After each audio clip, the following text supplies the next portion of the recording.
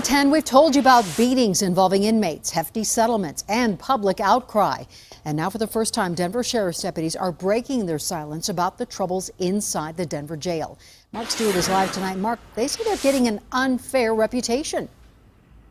And they feel that they are being ignored. They say this is the time when the city really needs to give them some vocal and visible support, especially when they report to work for a difficult and at times dangerous job here at the Denver jail.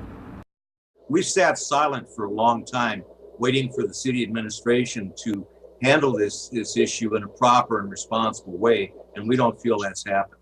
The head of Colorado's Fraternal Order of Police feels Denver jail deputies are at risk of getting hurt because the city isn't supporting them after recent jail abuse cases. You think inmates are hearing about these cases, reading about these cases, and are therefore acting on purpose, trying to encourage officers to cross the line, so to speak? I can guarantee you that's the case. Not to cross the line, but to use force, and then they would use the incident to claim it was unreasonable. Mike Violette fears deputies may think twice when they truly need to use force. That can be a safety issue for the officers, for the inmates, and if order in the jail gets out of control, it could affect the public too. Violette says the department is being broadly portrayed as problematic. You feel the issues that are confronting the sheriff's department here in Denver are no different than any other city of its size. I couldn't agree with that statement more. Thank you. In what's being described as a rare move, deputies will hold a rally here with the Fraternal Order of Police on Monday afternoon at 1 o'clock to show their support for each other and to tell the city that they need some backing.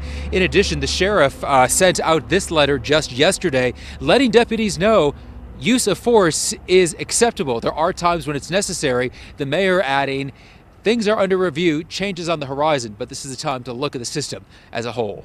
Reporting live from Denver tonight, Mark Stewart, 7 News.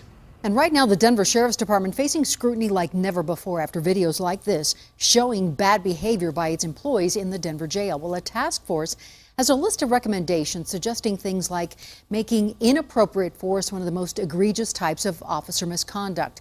Consider making abuse of prisoners a penalty of termination.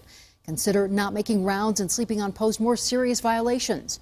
Ultimately, a third-party firm will be hired to come up with a reform plan, something the manager of safety says needs to happen and soon. We're expecting this third-party review to assist us in identifying best practices across the nation and the country and other departments that have inured to the betterment of departments rather than to the culture that we're seeing right now. O'Malley says the city of Denver will first hire this third-party firm and then a new sheriff.